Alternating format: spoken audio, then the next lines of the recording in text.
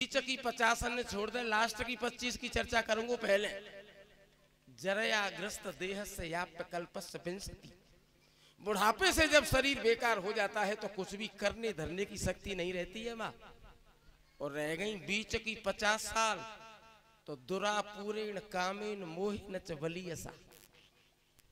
दुरापूरेण कामेन, कभी भी न पूरी होने वाली कामनाएं जी रहती हैं 50 साल में, आदमी वैसे ही चला जाता है।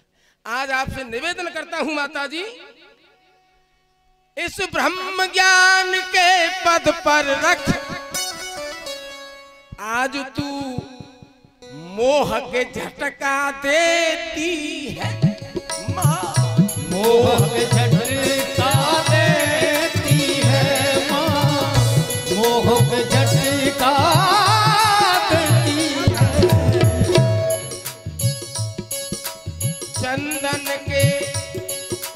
चंदन के कुंडों से मैया कीचड़ में पटके, कीचड़ में पटके रहती है, कीचड़ में पटके रहती है।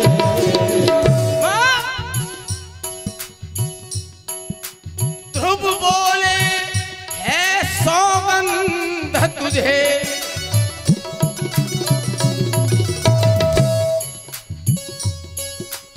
ध्रुव बोले है सौगंध तुझे,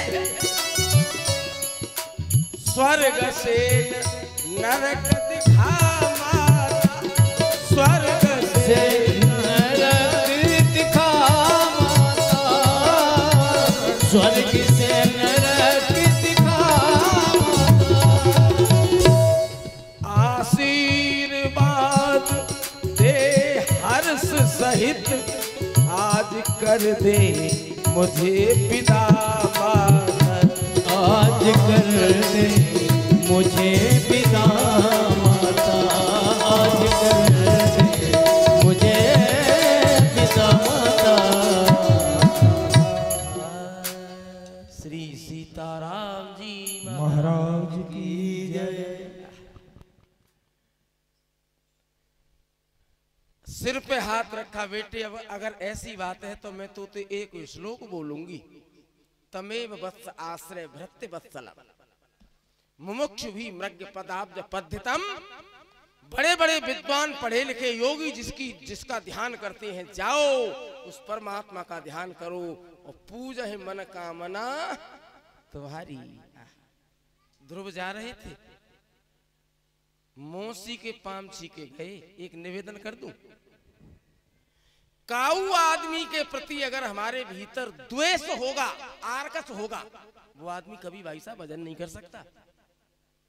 खूब कोशिश करेगा पर वही बात आएंगी ध्यान में, मौसी ने गाली दी, बेइज्जती करी, इसलिए द्वेष को निकाल के आओ। जंगल में जा रहा है 5 वर्ष का बालक, मध्य प्रदेश को भैया है उज्जैन की, कहाँ के उज्जैन की। मैंने परसों के दिन के श्लोक बोलियो गीता में थे, 4थे अध्याय को 34वां, पत्थरों को, पहाड़ों को, नदियों को, नालों को, कंकड़ों को पार करता हुआ 5 वर्ष का बालक ध्रुव मध्य प्रदेश की उज्जैन से पैदल पैदल चला। मैं कल निवेदन कर रहा था परसों आपसे कि कोई आदमी सांच माच को भलो भगत आदमी है, ईमानदार है, अधिकारी है, जिज्ञासु है और पात्र है, तो उसे गुरु ढूंढवे की जरूरत बिल्कुल ना पड़ती। भगवान श्री कृष्ण उसके द्वार पे कहूं न कहते लायक गुरु धर देते ले आते। तद विद्धि प्रणपाते न पर प्रश्ने न सेवया उपदेक्षन्ति ते ज्ञानम। ना कोई बात नहीं, ज्ञानम तत्वदर्शन, ये बात वेरी गुड। गूढ़ तत्व साधु दुरामय आरत अधिकारी जब पाप है। घनघोर बियाबान जंगल में भक्तराज ध्रुव चले आ रहे हैं पैदल पैदल, और तभी कन्हैया की कृपा से महात्मा नारद जी का आगमन हुआ। नारद जी को नमस्कार किया, प्रणाम किया। भैया कहाँ जा रहे हो बेटे? महाराज जी मैं तपस्या करने के लिए जंगल को जा रहा हूँ। तपस्या? ओहो तपस्या, रूटीन की तो कहा चले, पानी ना मिले, तपस्या। जंगली जानवर खा जाएंगे तुझे। आचार्य जी अगर भूखा मर जाऊं या जंगली जानवर न खामे और भूखा भी न मरूं तो कब न मरूंगा का, फिर भी तो मरूंगा का उतना। तो आदरणीय महाराज जी, एक जिंदगी मेरी जंगली जानवरन काजी ही सही, पर उत्तान पाद का बेटा ध्रुव लौट के एम उज्जैन न जागो। अब तू जाए। और फिर एक और बात है गुरुदेव, दुनिया में बड़े बड़े पढ़े लिखे, बड़े बड़े विद्वान, बड़े बड़े पैसे वाली, बड़ी बड़ी सुंदर, बड़ी बड़ी प्रज्ञावान, बड़ी बड़ी विवेकवान, बड़ी बड़ी यशवान, बड़ी बड़ी बलवान, बड़ी बड़ी रूपवान आई और चली। 50-40 न के नाम तो मैं के नाम तुम्हें हवाल। प्रथो पूर्वा गादी नवसो भरतो अर्जुने मानधाता सगरो रामे खटवांगो धुंधुहा रघु हिरण्य कश्यपो व्रतो रावणो लोक रावणे नमची सम्मरो भमो हिरण्याक्योत तारके ये भूपतयो राजन भुंजंती भवम ओजसा कालीन ते कृते सर्वा कथा मात्रा कथास्व मृत्यु जन्म बताम वीरम देन से जायते अद्य बाब्द सतांते वा मृत्यु वही प्राणनाम। कितने नाम गिनाऊं आपको? बड़े बड़े पढ़े लिखे, बड़े बड़े विद्वान और बड़े बड़े चतुर और चालाक और बड़े योग्य और यशस्वी आए और आकर के चले गए। जाना ही है तो फिर डरना काहे बात का। आहा,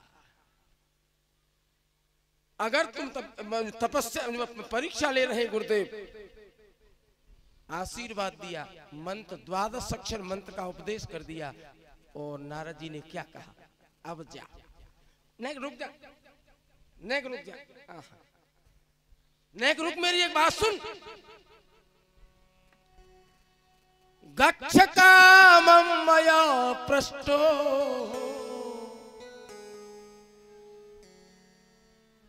एक काम करूं, जाओ जाओ तो सही। तत्तात गच्छ भद्रं ते यमुनायास्तटं शुचि, यमुनाया जमुनाया तटं शुचि। अब नारद जी कह रहे हैं लल्लू, अब तू जानो ही हो तो तू जमुना जी के तट पे, जमुना जी की पार पे चले जा।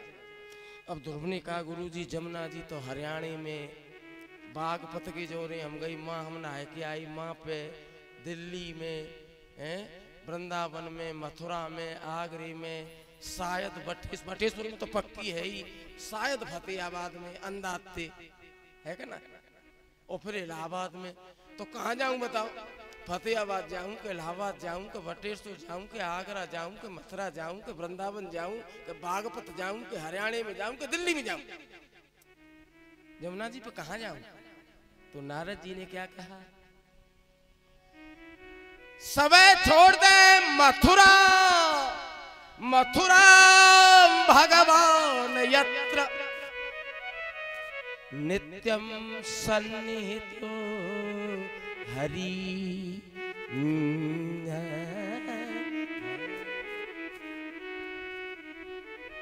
मथुरा चले जा, मथुरा चला जा। तो जी मथुरा की क्यों कहीं नहीं सुनियो? हेलो ध्यान देना, आज की तारीख में हूं, आज की तारीख में भी भारतवर्ष के 7 शहर ऐसे हैं जहां पे भगवान किसी न किसी रूप में आज भी रहते हैं। जी हाँ, पक्की बात, पक्की बात। वे 7 शहर कौन से ने नाम सुनियो? काशी माने बनारस, काशी कांची च मायाख्या, अयोध्या द्वारवत्यपि।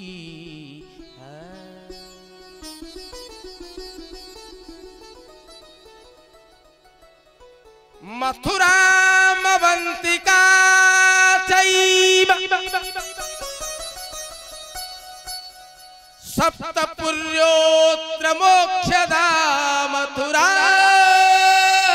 मथुरा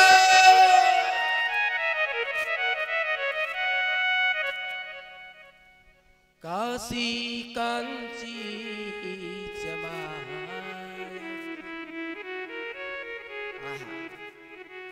बेटा ध्रुव, हमारे भारत के 7 शहर ऐसे हैं कि कन्हैया वहां पे आज भी किसी न किसी रूप में रहते हैं। काशी माने बनारस,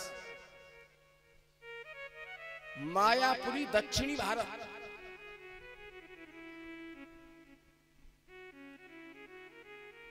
दोबारा सुने, काशी माने बनारस, कंचनपुरी दक्षिणी भारत, कंचनपुरी, और मायापुरी माने लक्ष्मण झूला, ऋषिकेश, हरिद्वार और ये पूरा एरिया कनखल वाला, उसको कहते हैं मायापुरी। 3 शहर है गए, कंचनपुरी, मायापुरी, बनारस, अयोध्या। द्वारवती माने द्वारिका, अयोध्या जिला फैजाबाद, उज्जैन मध्य प्रदेश, और मथुरा। इसलिए मथुरा में जाओ बेटा। और सुनो एक बात बहुत गंभीरता से सुनना, चाहे 20 ही मिनट बैठियो, पर बैठियो तरीकाते बैठियो। कैसे बैठने तरीकाते? भगवत गीता के 6वें अध्याय के 11 में, 12 में, 13 में 3 श्लोक ने सांझ को अपने घर जाके हिंदी में पढ़ लियो। कैसे? सुचौ देशे प्रतिष्ठा स्थिर मासन आत्मनः न अति उक्षित न अति नीचम। पवित्र जगह पर बैठना, आसन न ज्यादा ऊंचा हो न ज्यादा नीचा, मिल जाए तो काले हिरण की चमड़ी बिछा लेना नीचे, और ये न मिले तो दाब का आसन, और ये हु न मिले तो ऊनी कपड़ा बिछा लेना। और बेटा ध्रुव, रीढ़ की हड्डी को बिल्कुल सीधी करके आधी आधी आंखों को बंद करते हुए कन्हैया के एक एक अंग का चिंतन करना, जाओ तुम्हें भगवान की प्राप्ति होगी। आदरणीय सज्जनों, मेरे अंदाज में 650 या 640 किलोमीटर है उज्जैन से मथुरा, शायद थोड़ा बहुत आगे पीछे होगा, कंफर्म तो पता नहीं मुझे। 5 वर्ष का बालक पैदल पैदल जमुना जी पे आया। आहा, सबसे पहले जमुना मैया की बारू पे न्यू लोट के माथो टेक के ध्रुव ने नमस्कार करी जमुना जी पे, और मई रीढ़ की हड्डी सूदी करके उत्तर की ओर मुंह करके ऐसे बैठ गए, और 12 अक्षर मंत्र का जप कर लिया। 2 दिन बाद आसन पे से उठे और उन्होंने जारकटी के सूखे बेर खाई, और ऐसे करके 2 महीना व्यतीत हो गए। दोबारा सुने, 1 महीना व्यतीत हो गए। दूसरे महीने में वो एक ही आसन पर 6 दिन तक लगातार बैठे रहे, और 6 दिन बाद आसन पे से उठे और बेर खाना भी बंद कर दिया। 6 दिन बाद आसन पे थे उठे और पेड़ के सूखे पत्ता खा ले। 2 महीना निकल गए, तीसरा महीना लगा सज्जनों, एक ही जगह पे ध्रुव 9 दिना तक लगातार बैठा रहा। क्या बात है। और 9 दिन बाद आसन पे थे उठे और सूखे पत्ता खाना भी बंद कर दिया। चुवाई फिर 9 दिना बाद क्या खाते थे? जमुना जी में घुसे और 4 से 10 घूंट जमुना जी का पानी पी। 3 महीना लेकर गए परीक्षित भैया, 5 वर्ष के बालक।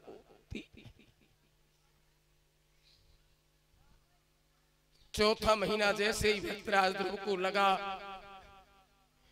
एक ही जगह पे भक्तराज ध्रुव 12 दिनों तक लगातार बैठे रहे।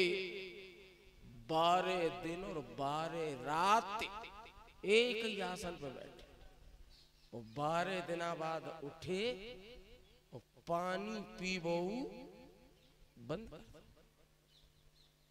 12 दिना बाद खाली हवा खाते हैं, हवा। 4 महीना तो ऐसे निकल गए। और परीक्षित, पंचमे मासन प्राप्ति जित श्वासो न प्राप्ति। क्या बात है। 5वां महीना जैसे ही लगा भक्तराज ध्रुव को, ध्रुव ने जित श्वासो सांस को भी जीत लिया। सांस ले वो बंद कर। अब तक तो बैठ के ध्यान कर रहे, और अब 5वें महीना में क्या किया कि ध्यान ब्रह्म पद एक पाम पे जमुना जी की बारू पे खड़े हो गए, एक पैर पे खड़े, और गोपाल को ध्यान कर रहे हैं। पामन के अंगूठन के नहो लाल रंग के, कन्हैया के तरवा लाल सुरखे, माथे पे पीरी चीर बंध रही है, दाहिनी साइड में मोर को पंख लग रहा है, पामन तक माला लटक रही है, टेढ़ो पाम करके खड़े, ऐसे ध्यान कर सज्जनों। और ध्रुव ने अपने मन में सोच ली, गोपाल अब तो जब तक तुम दर्शन नहीं दोगे मैं आसन पे हटूंगा नहीं, चाहे नहीं खत्म हो जाऊंगा, हटूंगा। बलिहारी हरि नाम की कटी भगत की व्याधि, 5 वर्ष के लाल की लगी अखंड समाधि लगी, समाधि लगी। नाव पे बाई चांस हाथी चढ़ जाए नाव पे, तो नाव कैसे करेगी? टेढ़ी हो जाएगी। ऐसे भाई साहब धरती टेढ़ी है, ध्रुव को वजन से मतलब सहा नहीं जा रहा। देवता घबरा गए, आंख बंद करके ध्रुव जमुना जी की पहाड़ पर खड़े, एक पाम थे। आज भगवान श्री कृष्ण ध्रुव के सामने जमुना के किनारे मथुरा में प्रकट। एक बार बहुत जोर से बोलो, मथुराधीश भगवान की। ठाकुर जी सामने खड़े और ध्रुव की आंख बंद गई। श्री कृष्ण मन में सोच रहे, जो छोरा आंख खोलेगा मैं कब तक ठाड़ो रहूंगा। जब ध्रुव के मन में जो मूर्ति बन रही थी, उस मूर्ति को कन्हैया ने गायब कर दिया, और मूर्ति जैसे ही गायब हुई तो ध्रुव ऐसे घबरा गए जैसे हालव्यानी गैया को झेंगरा मर को हो, जैसे शेर का बच्चा कुएं में गिर गया, मछली को पानी में से बाहर डाल दिया हो, मणिधारी श्याम की मणि खो गई हो, छत्री को बेटा अकेलो निहत्तो फंस गो हो। ध्रुव जी घबरा गए, आंख खोली और भगवान श्याम सुंदर जमुना जी की बारू पे ध्रुव के सामने खड़े। होटई होटन में ध्रुव माऊ देख के हौले हौले हंस रहे,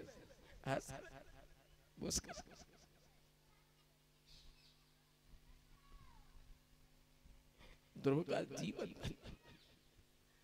अब ध्रुव ने अपने मन में विचार किया, भाई न तो मुंह पर जिनकी आरती करे वो आवे, 5 सालों को छोड़ा हूं, और न स्तुति बोल वो आवे, करूं का भाई। अब तो लौठी होते ना डंडा, और डंडा यूं छोड़ेंगे तो अचकई तो आवे ना, धड़ाम सी ना आवे। वो लौठी की तरह ध्रुव जी धड़ाम सी ना पामन में गिर पड़े पहलते कन्हैया के, और फिर गोटून के बल बैठ गए, 2 हाथ जुड़ रहे और श्री कृष्ण के मोह देख रहे, और अपने आप आंख नमेते सामन वादों को सो मेव पर रोए।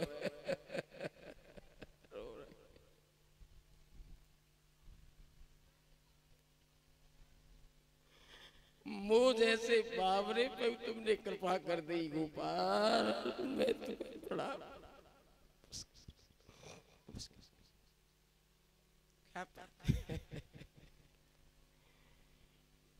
कन्हैया समझ गए कि भाई कछु स्तुति आरती करवे के मुंह में सोरा पर याद ना है। गोपाल ने अपो शंख गालते लगाए तो ओ भैया हजारों मंत्र याद है, स्तुति कर रहे। बहुत सुंदर स्तुति, बहुत लंबी स्तुति बोली, अब कहां तक उसकी व्याख्या हो, लेकिन मैं निवेदन करता हूं बहुत प्यारी स्तुति। अब लास्ट में क्या बोले कि ध्रुव भैया लल्लू ओए लाला, तेरी राजी हो सो मुँह पे आज तू मांग ले बेटा। और ध्रुव ने कहा कि गोपाल जी अपने मोते तुमने आज मोते बेटा कह दी, और मैं सिवाय और कोई छोरा तुम पे तो ना है, देखे ना तो तुम्हारे बाद में दाखिला खार जब मैं अपने आप ही आ जाएगी काई मंगवा रहे हो बात मोह भी करवा रहे हो क्यों भाई।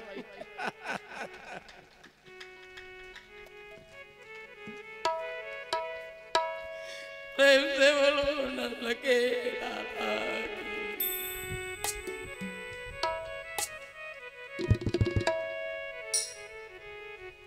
यद्यपि सखा तब इच्छा नहीं, यद्यपि सखा तब इच्छा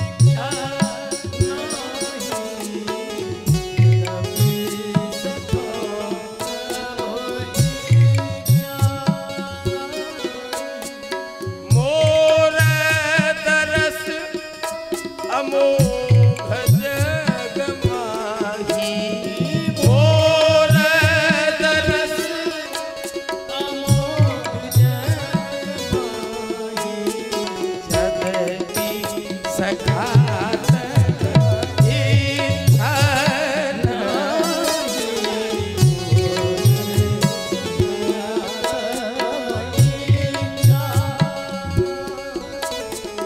मम दर्शन फल परम अनुपा, मम दर्शन फल परम अनुपा, जीव पावे निज सहज स्वरूप, जीव पावे सहज स्वरूप, जीव पावे निज सहज स्वरूप, जीव पावे निज सहज स्वरूप, सहज स्वरूप, सहज स्वरूप, सहज स्वरूप।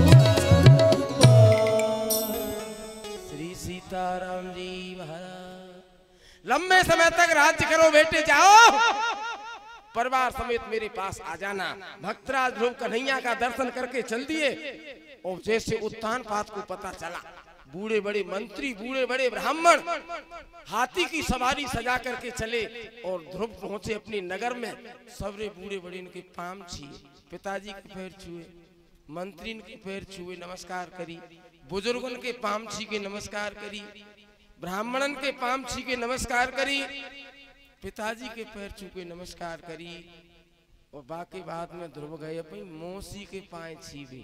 आहा, तो सुरजी की आंखों में ते आंसू आ रहे, रो रही, लल्लू बेटा मुझे तू माफ नहीं करेगा भैया। और ध्रुव बोले काहे की माफी, तेरी वजह से मैंने कन्हैया को जमुना जी पे बुला लिया, महा उसकी जितनी बार भीतर की गंदगी थी, भीतर की गंदगी आंसू के द्वारा निकल गई, सफाई हो गई।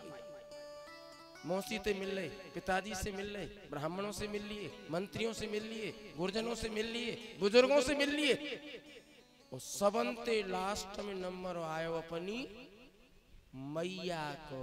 आहा, मैया सुनीति एक खेत दूर बैठिए, दूर बैठिए, शिवरंजनी मैया ने क्या देखा, सुनीति रस्य जननी प्राणेभ्यो प्रियम सुतम। देखो सबंते राम राम करिए, ध्रुव ने पाए छी छी के और सुनीति रस जननी अपनी मैया सुनीति के पास गए। न तो मैया के पाम छिए और न मैया ते राम राम कर गए और धड़ाम सी माँ की गोद में गिर पड़ी, बस जाएगी।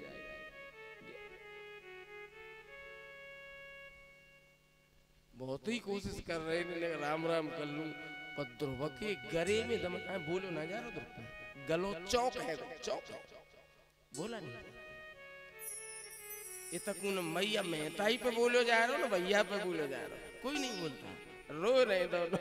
एक बात बताऊं भाई साहब, बिल्कुल हकीकत, कबू कबू रोए भी बड़ा भाई आदमी, क्या बात है, क्या रो रहे।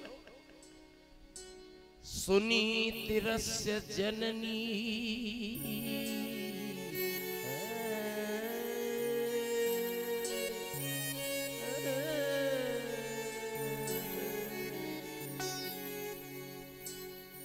बहुत देर तक वो रोते रहे और उसके बाद में माता सुनीति नहीं गई। फिर लास्ट में ध्रुव, बेटा भैया भाई धन्य,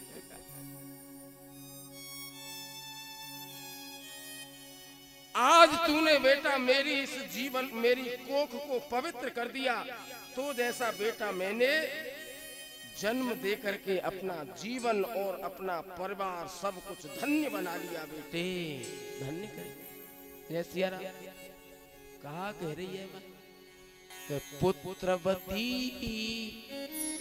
पुत्रवती साँच माँच को बेटा तो ऐसा ही होगा भैया जी, ध्यान देना। पुत्रवती जुवती जग सोई, जुवती जग सोई, पुत्रवती जुवती जग सोई, जुवती जग सोई। क्या बोली? रघुपति भगत जासु सुत होई बेटा, जासु सुत रघुपति भगति जासु सुत होई, जासु सुत होई। ओ ध्रुव कुलम पवित्रम जननी कृतार्था, वसुंधरा पुण्यवती जते।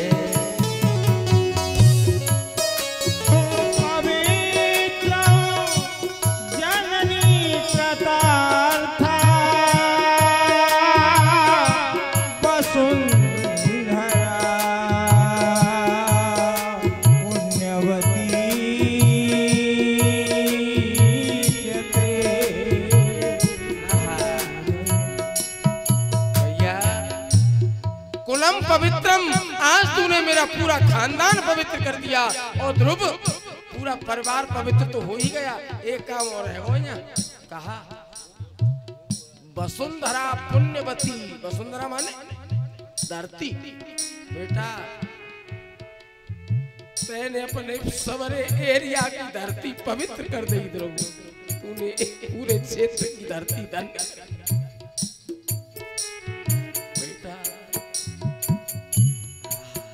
बात बताओ भैया, चारे पदार्थ करत लता के, करत लता, चार पदार्थ करत लता के, करत लता के। उनके प्रिय पितु मात प्राण समझा के, प्राण समझा, प्रिय पितु मात प्राण समझा के, प्राण समझा।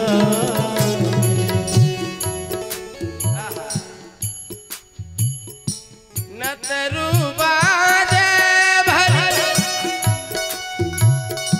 बाती विमुख सुतते हितहा ओ राम विमुख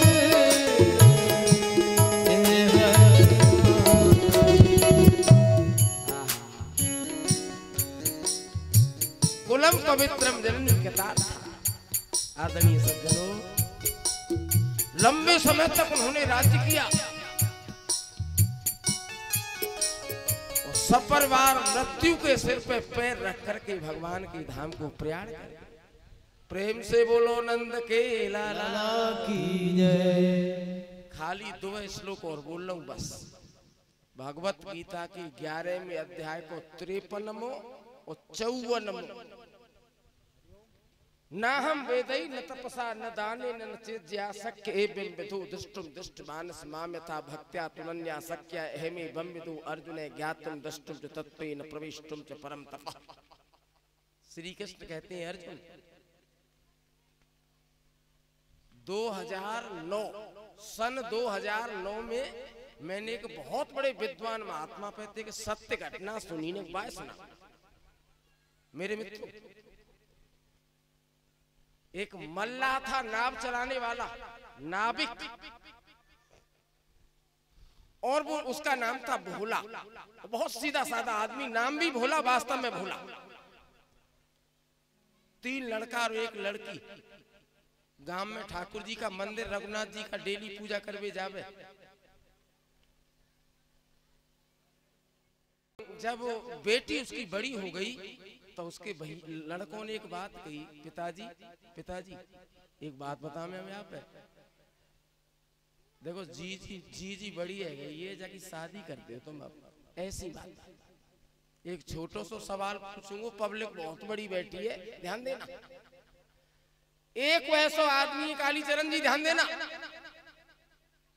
एक ऐसा आदमी है कि माने जिंदगी में अपने हाथे गिजाई, जानता है गिजाई?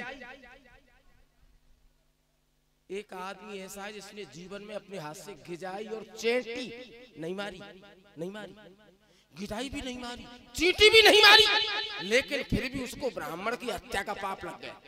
ओहो, ऐसा हुआ सकता होगा भाई साहब कि भले का आदमी ने चेंटी भी नहीं मारी जिंदगी में। मैं अपनी बहनों से और भाइयों से, बुजुर्गों से सबसे बड़ा करबद्ध विनम्रता पूर्वक ये निवेदन कर रहा हूं, इस श्लोक पे बहुत ध्यान देना, बहुत ध्यान देना, काम की चीज है। जिस आदमी ने जिंदगी में चेंटी भी नहीं मारी, गिजाई भी नहीं मारी, फिर भी उसको ब्राह्मण की हत्या का पाप लग गया, क्या ऐसा हो सकता है?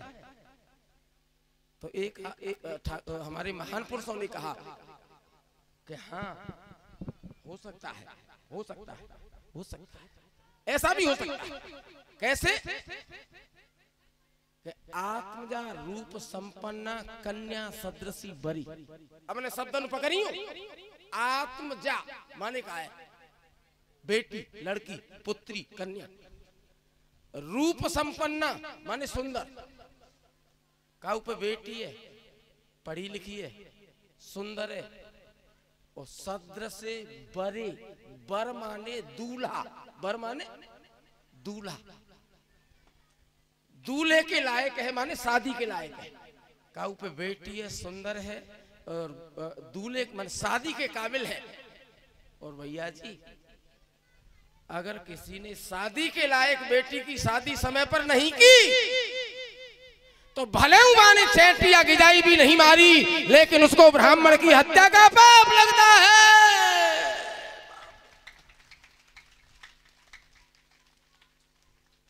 पाप लगता है।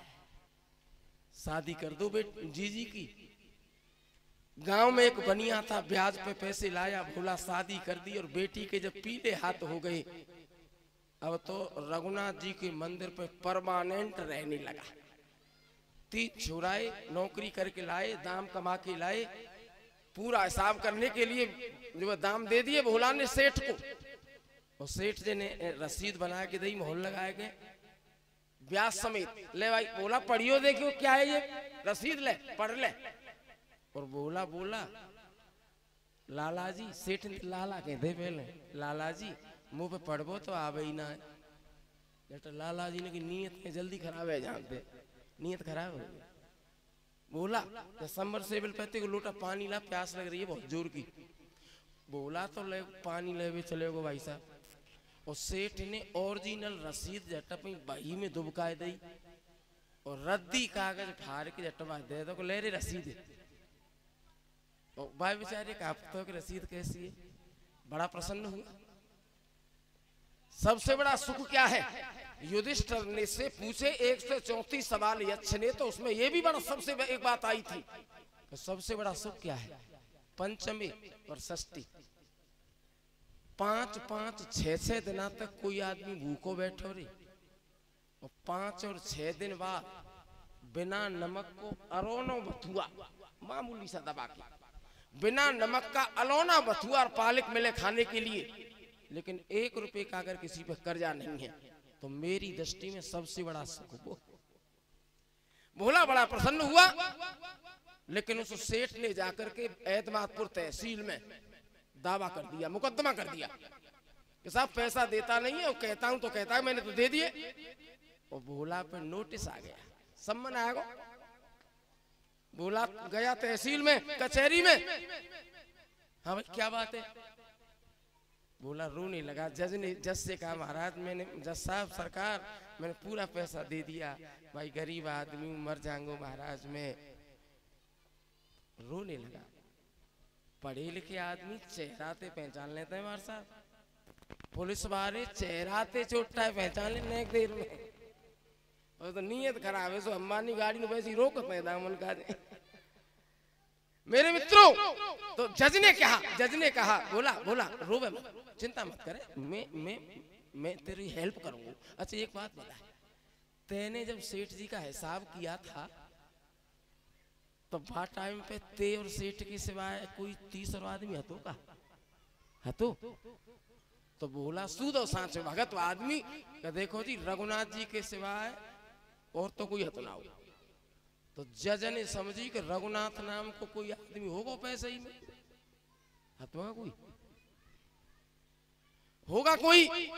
अच्छा तो तुम जाओ, और रघुनाथ के नाम से सम्मन डाल दिया। आज है 12 जुलाई कि 13 जुलाई, 13 जुलाई, तो 21 जुलाई की तुम्हारी तारीख है, गवाही होगी रघुनाथ की, टाइम पे आ जाइए। भोला चला गया, सरकारी चपरासी सम्मन लेकर के पैसे ही में आया। भयंकर गर्मी पड़ रही थी 4 दिन पहली वाली, अब तो 2 दिन आते ने खैर पड़ रही है। साइकिल से आया था एतमादपुर से, और वो पूछने लगा पल्ली तरफ रामवीर नेता से पूछा सतई, नेताजी कोई यहाँ रघुनाथ नाम को कोई आदमी हतुआ का? रामवीर बोले भाई साहब रघुनाथ में ही नहीं, हम तो कोई मुदी करोना है।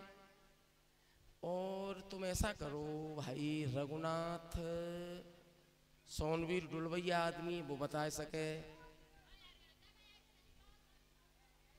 और लास्ट में कहने लगे भाई रघुनाथ नाम का कोई आदमी, हाँ एक बात तो है, रघुनाथ को मंदिर तो है पर चौकड़ी मांग। चपरासी बोले मंदिर ही बताया, सरकारी काम तो ऐसे ही होता है। मंदिर पर जाकर के जट सम्मन दे दिया।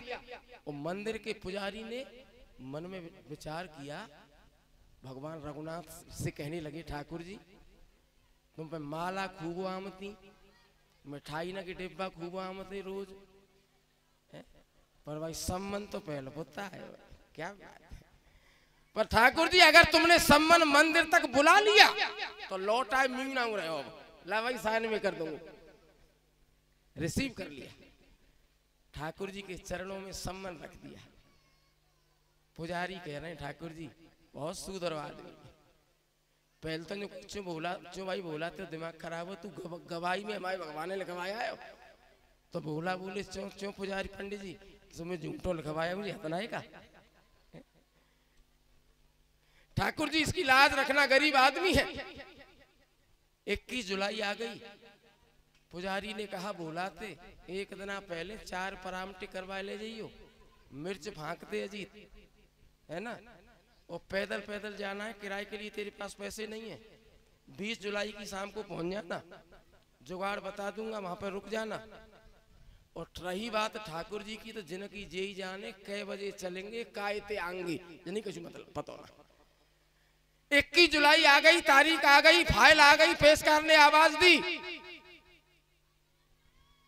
और भोला कोर्ट में खड़ा है और जज ने कहा हाँ भाई भोला कहाँ है, आती तारीख है 21 तारीख है, कहाँ है रघुनाथ, कहाँ है गवाह, कहाँ है? तो भोला बोले साहब यहीं क्यों डोल रहे होंगे, वो यहीं रहे, सब जगह ढोलते हैं, वो यहीं होंगे। तो जज बोलो चपरासी थे, गेट पे जाके 3 पोत जोर जोर से आवाज लगाए। चपरासी गेट पे गया, आवाज लगाता है रघुनाथ हाजिर हो, कोई नहीं बोला। रघुनाथ हाजिर हो, कोई नहीं बोला। तीसरी बार कहा रघुनाथ हाजिर हो। तीसरी बार जब ये आवाज दी चपरासी ने तो वह नींव के नीचे थे, चरी के नीचे थे, मैली सी स्वाफी बांध के को डोकरा कह रहा बाबूजी आ रहा हूं वाले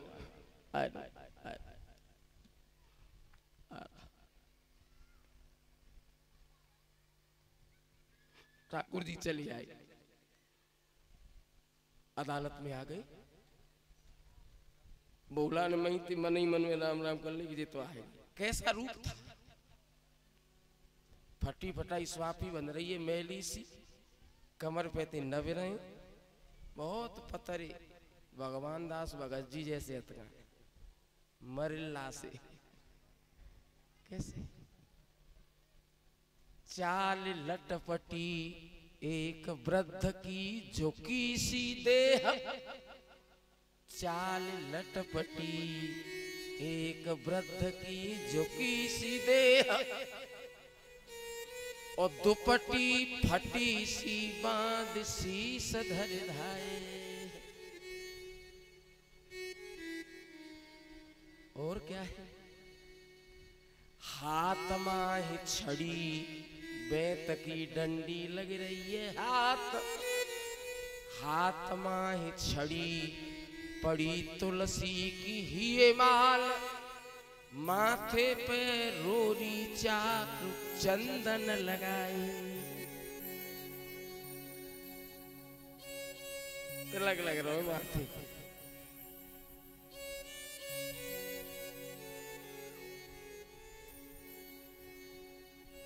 हाथ में छड़ी पड़ी तुलसी की गरही माल,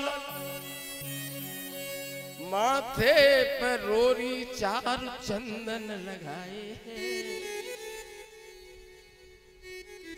साहब के सामने ओ विनीत चपरासी संग, आज रघुनाथ जी गवाह बने आए।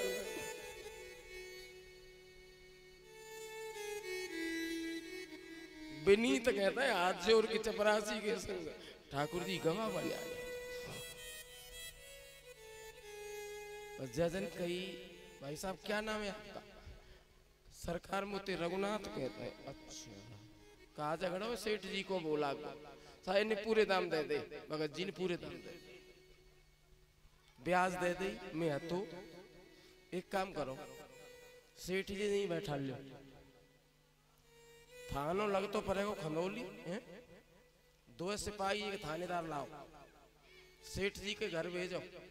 बाहर वाले कमरे में अलमारी बनी है बराबर पे 3, बीच की अलमारी में बीच का कॉलम वहां में रखी है 32 नंबर की बही, बातें रजिस्टर कहते हैं, बनिया कहते हैं बही, 32 नंबर की बही, page number 65, page number 65 original रसीद धरिए, जल्दी मंगाओ, सेठ जी रोक लेंगे। गोपाल जी ने तो ऐसे पत्ता से खोल दी, उन पते कहां से फिर दौड़ के गए सिपाही और 32 नंबर के रजिस्टर में से उस रसीद को लेकर के आ गए। भोला को बाइज्जत बरी कर दिया और सेठ जी को पनिशमेंट मिला, सजा हुई, फैसला तो हो गया।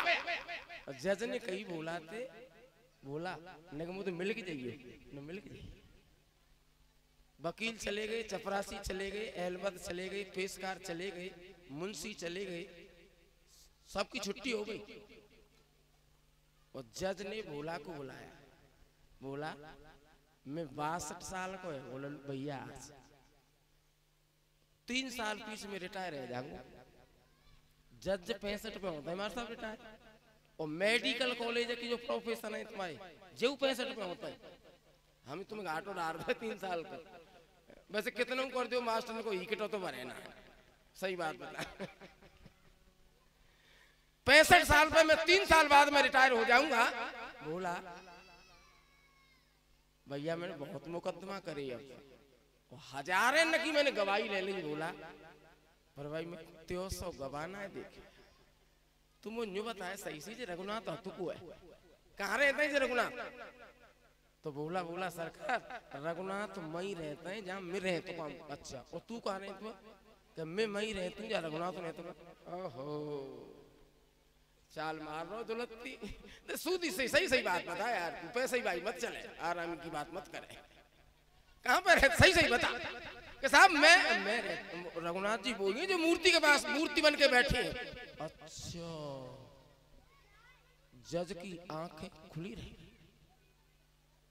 और जज ने मई पर रिजाइन लिख दिया। रिजाइन माने नौकरी ज्वाइन करवे की चिट्ठी। तो अरे इस्तीफा, ठीक वेरी गुड धन्यवाद। वहीं पर इस्तीफा लिख दिया और ऐसे पेंसिल तोड़ दी टेबल पे। ऐसा बताते हैं कि जजमेंट लिखने के बाद में, खतरनाक जजमेंट लिखने के बाद में जज उस पेंसिल को तोड़ देता है, फेंक दिया। इस्तीफा लिख दिया और घर गए, खाऊ तो बोल लेना है। जज ने पानी लेके आई, बोली ना रही पानी का चल। जज ने बहुत परेशान जिन है का गया। नौकर चाकर आगे किसी से बोलते नहीं, लास्ट में रोने लगे। क्या बात है? बात तो भाई बहुत बड़ी है गई आज। क्या बड़ी बात हो गई? सुख सारद नारद शेष महेश, सुख सारद नारद शेष महेश के नहीं ध्यान में आते रहे। बेही आज अदालत मेरी में केवट के गवाह कहाते रहे। बड़े बड़े पढ़े लिखे विद्वान जिनको आज तक नहीं जान पाए, वो आज केवट के गवाह बन के मेरी अदालत में आ गए। मैंने उनका दर्शन किया। तो जज ने बोली फिर रोने की क्या बात है, खुशी की बात है। मैडम थे बोले भाई कशु मत पूछे, मैंने बहादुर फाड़ दे रही आज। क्यों? दर्शन है गए, कोई बात नहीं। धोखे में मेरे जोड़ते चले गए, कोई बात नहीं। पर मैं कुर्सी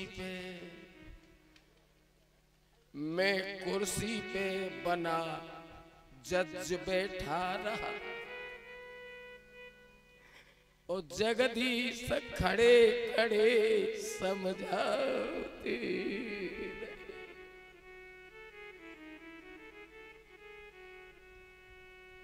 कुर्सी पे बना जज बैठा रहा, रघुनाथ खड़े समझाते।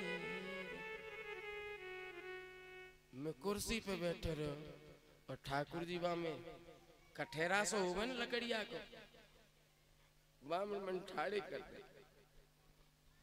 मैंने बहुत बुरा। सन 2009 में वो जज इस्तीफा दे करके वृंदावन आ गए। लेकिन भैया हेलो, वृंदावन के काऊ मंदिर में जज ने मरे तब तक देहरी नहीं नाखी। बाहर थी राम राम भाई, मैं मौके से दिखाऊं। मैंने जो कठेरा में बंद कर दे, मैं कौन से मोते जाऊं दर्शन कर भाई।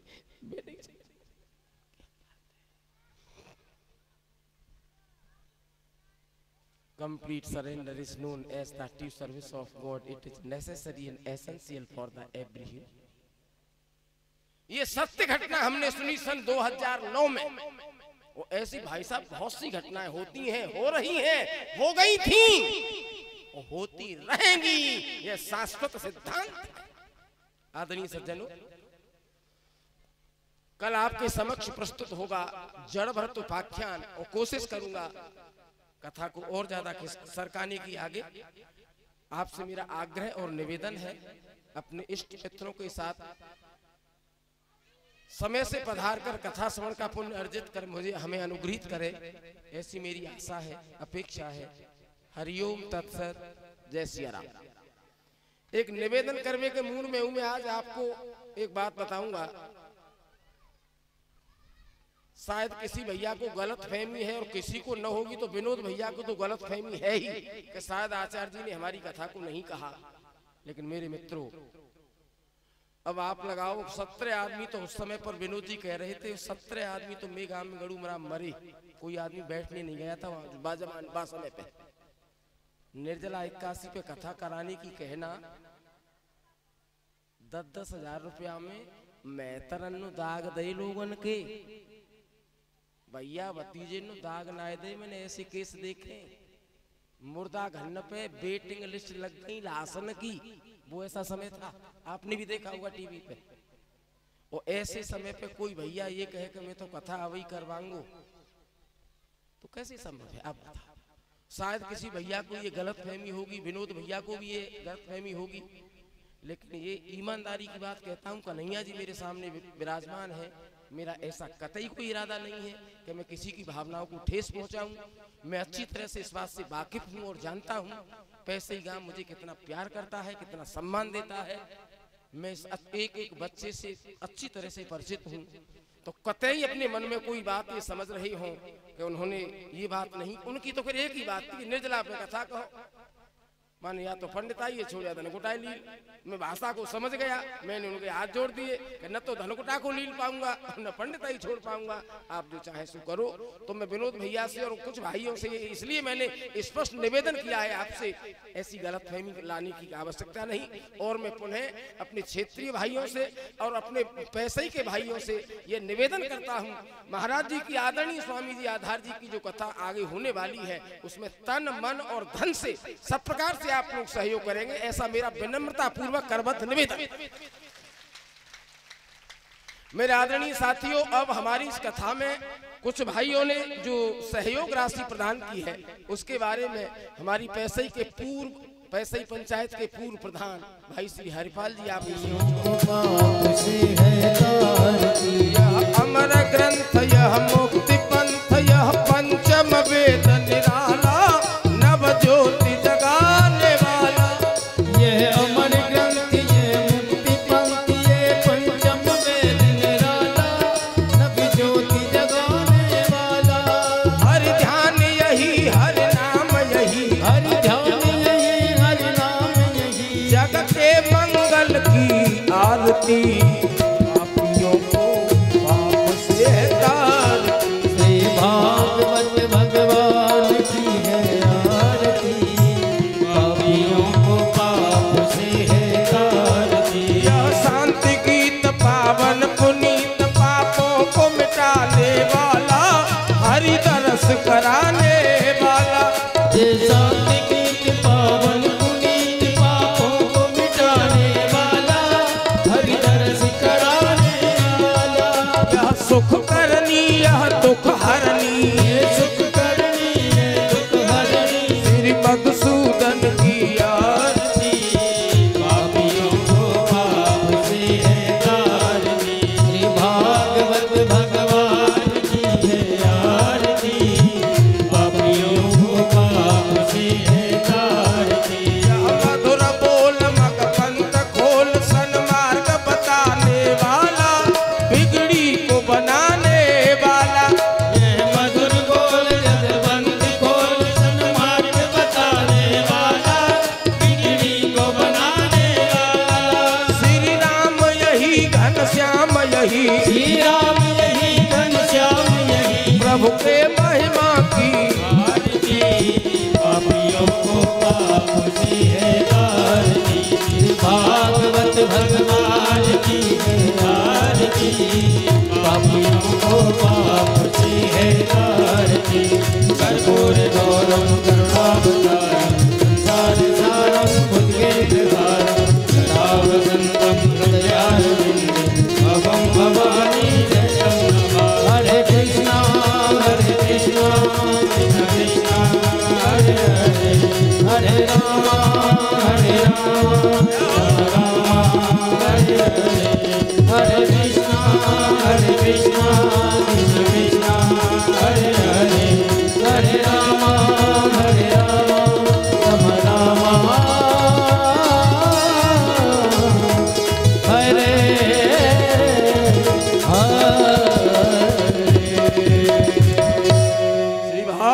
भगवान की जय।